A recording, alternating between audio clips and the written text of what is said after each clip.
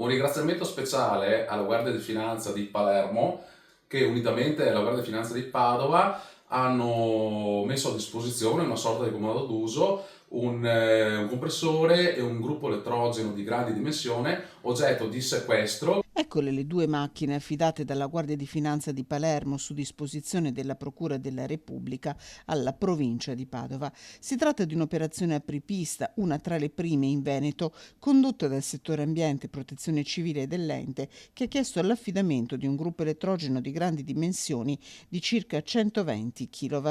e di un compressore ad aria che erano stati sequestrati dalle Fiamme Gialle in questo capannone di Vigonza, dove era stata posta la parola fine a un'attività illecita di produzione di sigarette di contrabbando. Le due macchine, che hanno un valore sul mercato di circa 100.000 euro, saranno usate in operazioni di soccorso in caso di emergenza che richiederanno l'intervento della Protezione Civile della provincia di Padova.